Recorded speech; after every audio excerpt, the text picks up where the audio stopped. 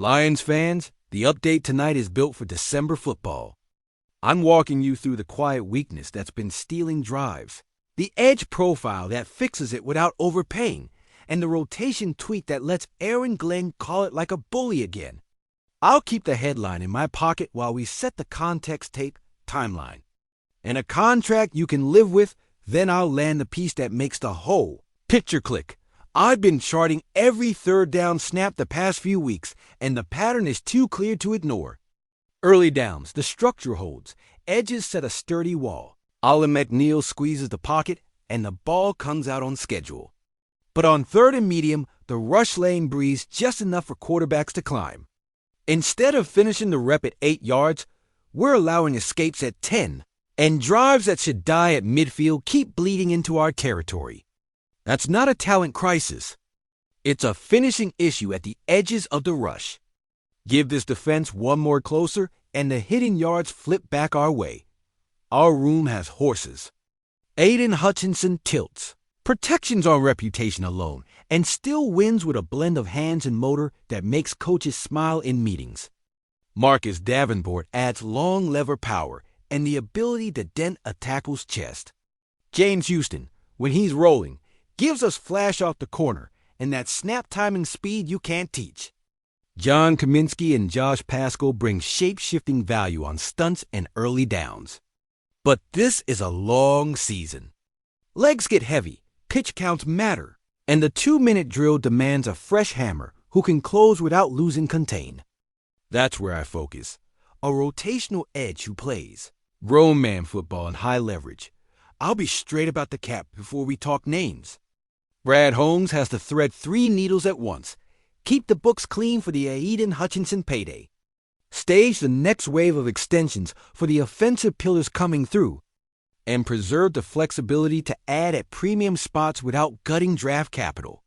That reality narrows the list of players on expiring paper, on sustainable numbers. Who can help right now without dragging 2026 behind them? I am not pitching a splash. I'm pitching a solution. Timeline next.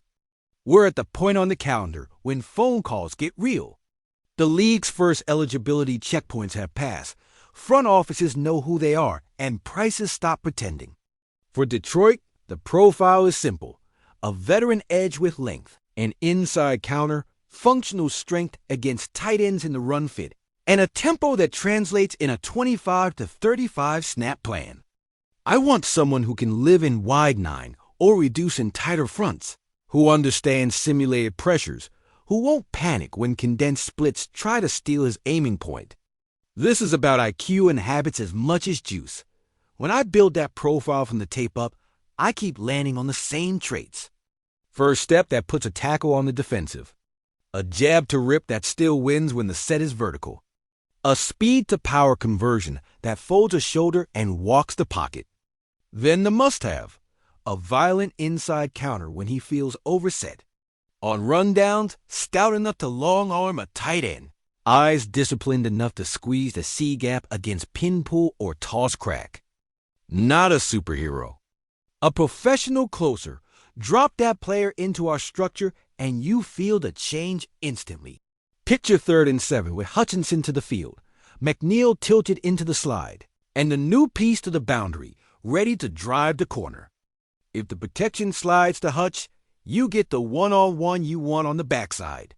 If they chip Hutch and slide back, you open the loop for a TE stunt and force the quarterback to make a throw with color in his lap. It's the small geometry that decides gains. 2 extra punts a month, 1 extra short field. A red zone snap that never happens because a drive dies at the logo. Now, I'm going to bring the name out because the logic has earned it. Arden Key. I like this fit for grown-up reasons. Key's game is leverage and tempo. He wins with hands, not headlines. He's comfortable as a rotational hammer, which is exactly what this building asks for. No illusions of 60 snaps. Just 25 to 35 that burn hot and smart. His repertoire travels. Attack the upfield shoulder with rip, convert to power when the tackle sits, and punish oversets with the inside counter that snaps a pocket open. He's not reckless with contain. And he understands that finishing isn't just about speed, it's the angle you hold when the quarterback climbs. That's the exact leak we've been trying to seal. Let's talk production in the language that matters to coaches, pressures and conversions. Key has put steady numbers on the board in a rotational role. Pick a handful of pressures every couple of games and opportunistic sacks when the coverage holds. The trait I value most on his recent tape is the second effort. When the quarterback weaves out of the initial squeeze, Key re-accelerates to close from the backside without losing the lane. That's the difference between good pressure and drive over. Snap-to-snap deployment is clear in my notes. Base downs. Align him to the tight end side on early series and force teams to respect the edge. He won't get washed. Obvious pass. Pair him with Davenport on one side to stress the protection rules, one long lever bully, one tempo technician. NASCAR. Add Houston as the fourth rusher. Twist the interior with McNeil as the anchor.